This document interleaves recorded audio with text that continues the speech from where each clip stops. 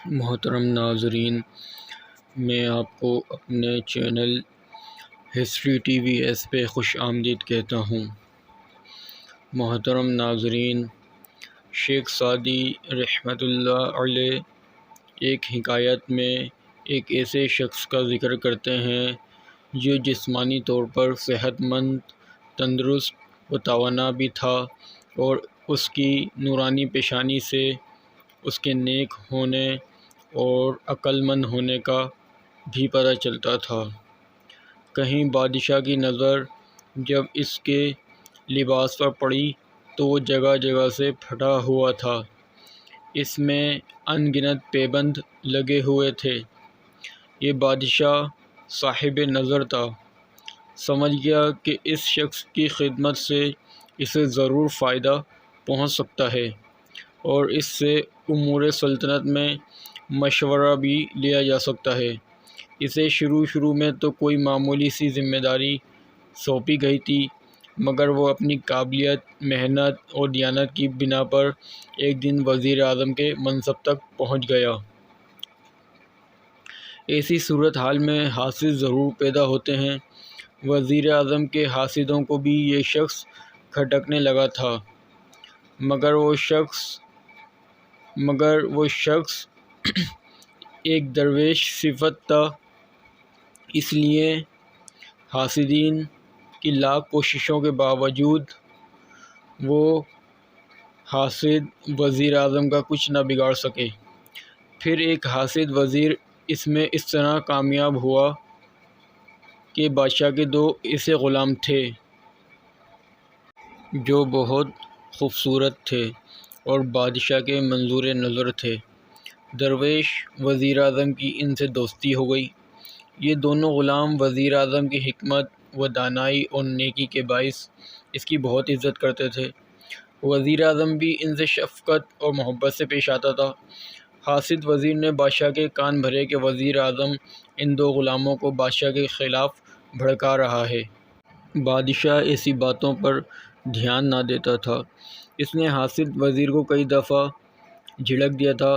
پھر ایک روز جب بادشاہ اور وزراء سب اکٹھے بیٹھے ہوئے تھے اور وہ دونوں خوبصورت غلام بھی موجود تھے، وزیر اعظم نے غلام کی طرف نظر اٹھا کر دیکھا تو غلام مسکرایا۔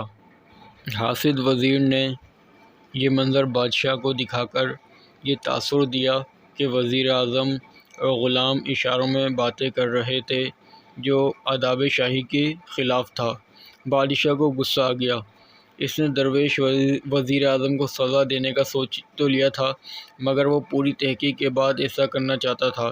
اس نے وزیر اعظم کو پاس بلا کر کہا، اے وزیر اعظم، ہم تجھے ایک شریف اور نیک انسان سمجھتے تھے اور اسی وجہ سے ہم نے وہ امور سلطنت بھی تم پر ظاہر کیے جو راز کا درجہ رکھتے تھے، مگر تو بہت آوارہ اور بد چلن نکلا۔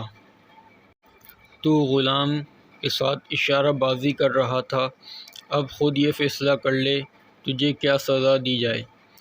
درویش وزیر اعظم فوراً سمجھ گیا کہ اس حاسد وزیر کی کارستانی ہے۔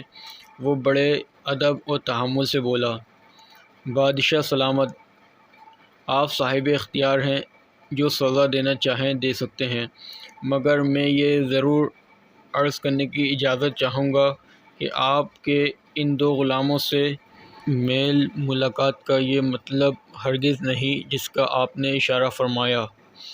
دراصل بات یہ ہے کہ میں بھی ایام جوانی میں آپ کے ان دو غلاموں کی طرح خوبصورت تھا۔ میں ان کو جب دیکھتا ہوں تو مجھے اپنی جوانی اور خوبصورتی کا گزرا ہوا زمانہ یاد آ جاتا ہے۔